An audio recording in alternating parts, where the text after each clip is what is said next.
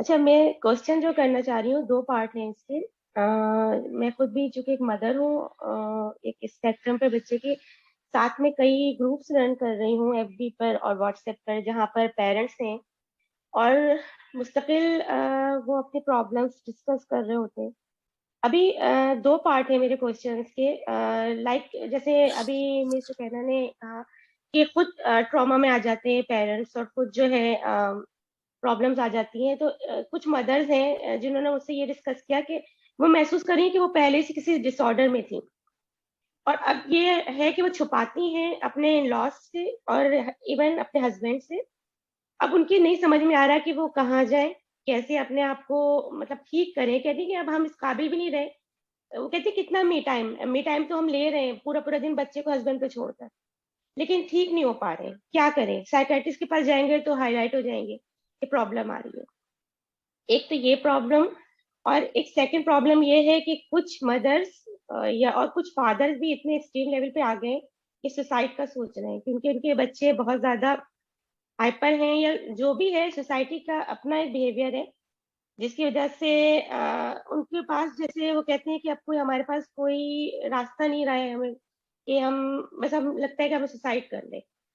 इन दोनों जो extreme level के जो प्रॉब्लम है, इसका कोई सोल्यूशन?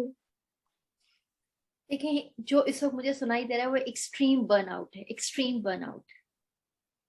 और सुसाइड क्या होता है? वही होता है ना, जब हम उस लेवल पे होते हैं, जब हमें पता होता है कि कोई चीज हेल्प नहीं करी। Suicide is a call for help. मैं यहाँ पे क्राइसिस लाइन में भी काम करती रही हूँ। जब मेरे पास कॉल आती थी, oh we gonna like to jump off the river, like मेरे पास वो भी कॉल थी जिन्होंने रिवर के टीयर पे खड़े होकर मुझे फोन किया कि हम अगली मिनट में जंप कर देंगे। ये वो लोग नहीं जो वाकई मरना चाहते हैं, ये वो लोग हैं जो कि कह रहे हैं इट्स क्राई फॉर हेल्प, मदद करो हमारी, कि हमसे नहीं लिया जा रहा। और इसीलिए मैं कह रही हूँ, जो विलेज का कॉन्सेप्ट है ना स्पेशल नीड्स में, वो बहुत इंपॉर्टेंट है। पॉसिबली ये मदर और फादर जो भी है, ये इतने बर्न आउट हो गए कि अब दूसरा कोई ऑप्शन नहीं बचा है। यानी हम चले जाए तो वही हमारी जान छूट जाएगी, लेकिन पीछे बच्चा तो मौजूद है ना, शायद वो वहां पे भी सुकून में ना रह सके। यानी दिस टेल्स अस कि स्टिग्मा कितना है स्पेशल नीड्स को लेके, अपनी मेंटल हेल्थ को लेके। और शायद इसीलिए हम ये सारी बातें करें, शायद इसीलिए मैं कहती हूँ कि मेंटल हेल्थ की बात करो, टेबल पे बात करो, चाय पे बात करो, शादियों में बात करो, अपने बच्चों से मेंटल हेल्थ की अवेयरनेस क्रिएट करो। क्योंकि अब हमें मेंटल हेल्थ के बारे में बात करना जरूरी हो गया है। कब तक हम कारपेट के नीचे छुपे रहेंगे? कब तक हम ये कॉन्वर्जेशन घर के कोनों में रखेंगे? नहीं, we need to start talking about it. अगर आज हमारे पास हमने मेंटल हेल्थ को डिस्टिग्मेटाइज किया होता, तो ये पेरेंट्स शायद आगे जाके साइकाइट्रिस्ट से हेल्प ले सकते थे। इसी बात करना जरूरी है, फैमिली के सामने ये चीजें खुलकर बताना जरूरी है।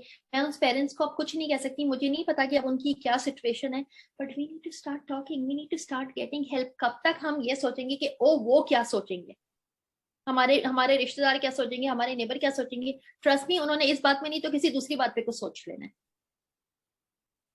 लेट्स मूव बियॉन्ड कि दूसरे क्या सोचेंगे। लेट्स थिंक अबाउट कि हम क्या करें अपने लिए, हमारी हमारी शौक क्या है, हमारी प्रायोरिटी क्या है, हमारी मर्जी क्या है।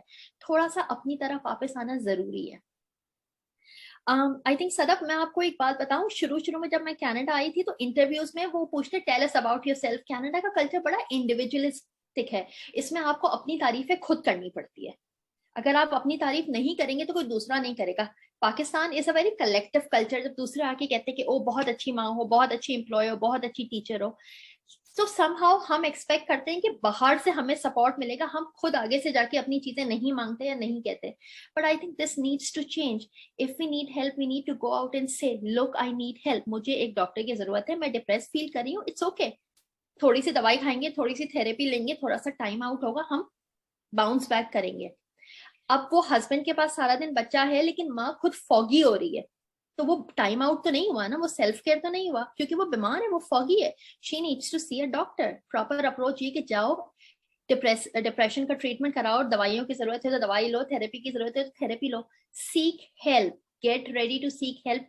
फिकेयर अबाउट द स्टिग्मा। देखो, स्टिग्मा उसी वक्त टूटेगा जब हम में से कोई 5-6 लोग आगे बढ़ के हिम्मत करेंगे, हिम्मत पकड़ेंगे। और स्टिग्मा हम तोड़ने के लिए ही यहाँ बैठे हुए हैं। कितनी लाइफ स्टिग्मा की नजर हो जाएंगी, I don't know, but we really need to start talking about it, talking talking talking talking talking. अच्छा, ये जो फेयर है उनका, क्योंकि सोसाइटी है और यहाँ की जो एक ट्रेडिशनल सोसाइटी, उनको लगता है कि वो बाद में ये ताना मिलेगा कि अच्छा बच्चा तुम्हारी वजह से ही इस तरह का होगा, तुम ऐसी थी। तो ये अवेयरनेस की कमी है ना, अवेयरनेस की कमी है। मुझे यहाँ बैठ के भी लोग कहते हैं कि ये पागलों का इलाज करती है। मेंटल हेल्थ पागल तो नहीं है ना, पागल क्या होता है, पागल तो कुछ नहीं होता है। डिसऑर्डर्स हैं, डेवलपमेंटल डिलेज है, कॉग्निटिव डिलेज हैं, पागल तो कुछ भी नहीं होता है, पागल तो स्टिग्मेटाइज वर्ड है। तो कोई बात नहीं, मैं आगे बढ़ती हूँ, मैं एक्सप्लेन करती हूँ कि शायद उन लोगों की अपब्रिंगिंग यही थी कि उन्हें नहीं पता, उनके पास नॉलेज नहीं है, तो हम यहाँ पे फिर अवेयरनेस क्रिएट करते हैं। तो अवेयरनेस क्रिएट करना बहुत जरूरी है। और जहां तक तुम लोग की वजह से हुआ है, तो ये शायद लैक ऑफ अवेयरनेस है। I think will take this an opportunity to create some awareness, ताकि अगली जनरेशन और पेरेंट्स को वो तकलीफ ना हो जिससे हमारी नस्ल या हमारे से पहले वाले माँ बाप गुजरे। नेक्स्ट क्वेश्चन जो पूछना चाह रही हूँ प्लीज। जी अस्सलाम वालेकुम। जी वालेकुम सलाम। जी मेरा ये क्वेश्चन था कि आपने जो थेरेपीज जो बताई हैं रिलैक्सिंग वाली, तो ये मदर के साथ फादर भी अप्लाई कर सकते हैं? एवरी केयर गिवर, देखिए केयर गिवर सारे होते हैं। मैंने कहा ना विलेज का कॉन्सेप्ट है। अगर दादा दादी केयर गिविंग का पार्ट प्ले करे तो उनको भी सेल्फ केयर की जरूरत है, बहन भाई इसमें शामिल है तो उनको भी सेल्फ केयर की बहुत जरूरत है। हर किसी को सेल्फ केयर की बहुत जरूरत है। देखिए हमने थोड़ा थोड़ा थोड़ा सबके साथ अपनी रिस्पॉन्सिबिलिटीज को शेयर करना है। हमें कभी ये नहीं समझना चाहिए कि चूंकि ये मेरे बच्चे हैं, लाइक मैं माँ या मैं बाप हूं तो सिर्फ मेरी जिम्मेदारी है। पूरे ग्रुप को साथ लेके चलेंगे। अगर एक के पास बच्चा है, एक या दो लोग केयर गिविंग करें तो बाकी अपना टाइम आउट लेंगे, चाहे मर्द हो औरत हो, डजंट मैटर। चाहे अपना मसाज कराएं, वॉक करें, डीप ब्रीदिंग करें, मेडिटेशन एक्सरसाइजेस के बेनिफिट कहाँ तक जाते हैं इसका हमें अंदाजा ही नहीं है। Everybody needs to do it, everybody needs to do it. और चूंकि ये क्वेश्चन निकला ही है तो लेट्स से हम थोड़ी सेल्फ केयर स्ट्रैटेजीज की भी बात कर लेते हैं। फिजिकल सेल्फ केयर स्ट्रेटजीज क्या हो सकती है हमारे लिए? अभी फेशियल और मसाजेस का तो हमने जिक्र किया है। ये जो मसाज है ना, जब आपने देखा जब हम बहुत स्ट्रेस होते हैं तो बॉडी के ये पार्ट्स बहुत पेन करते हैं। ये है, सर में बहुत दर्द होता है, गर्दन में लोग रिपोर्ट करते हैं कि हम लोग को ये बहुत पेन होता है। ये क्या है? ये सारा स्ट्रेस जमा होता है।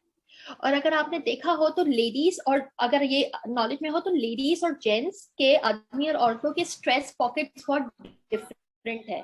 सो आदमियों में हम देखेंगे जब वो स्ट्रेस में आते हैं ना तो उनकी बॉडीज पेट की तरफ से ब्लोटेड होना शुरू हो जाती है। तो हम कहते हैं वो खाना बहुत खाया, वेट बढ़ गया। नहीं, ये स्ट्रेस का भी एक फैक्टर हो सकता है।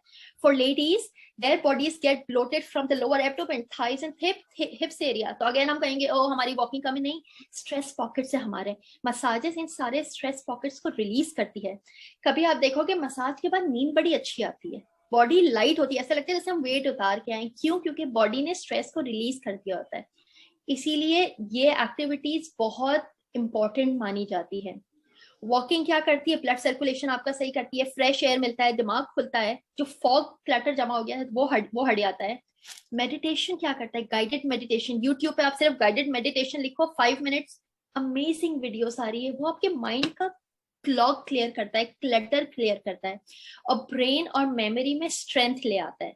हमने देखा है जब केयर गिविंग बर्नआउट होते हैं तो हमारी मेमोरी वीक होना शुरू हो जाती है। हम भूल जाते हैं, अपॉइंटमेंट भूल गए, चीजें कहीं रख के भूल गए, बात करते करते सेंटेंस कंप्लीट नहीं हुआ, भूल जाते हैं, क्योंकि दिमाग 10 तरफ से चल रहा होता है। वो सुबह सुबह 5 मिनट की मेडिटेशन आप देखोगे, मेमोरी बेहतर हो रही है, ब्रेन शार्प हो रहा है, एनर्जी आ रही है।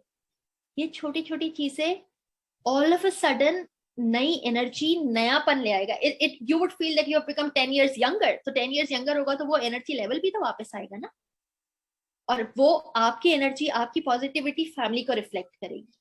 सो प्लीज सेल्फ केयर पे जरूर ध्यान दें। आप देख रहे हैं ये मेरी एक्सरसाइज मशीन आप लोग को जरूर दिख रही होगी। मैं हर वीडियो में यही चलाती हूँ, मैं कभी हटाती भी नहीं हूँ कि लोग पता नहीं क्या समझेंगे। इट्स ओके, लोगों ने समझना है कि ये इंपॉर्टेंट है ये चीजें। ये नहीं है कुछ नहीं तो मैं सीढ़ियां ऊपर नीचे चढ़ लेती हूँ कभी कभार।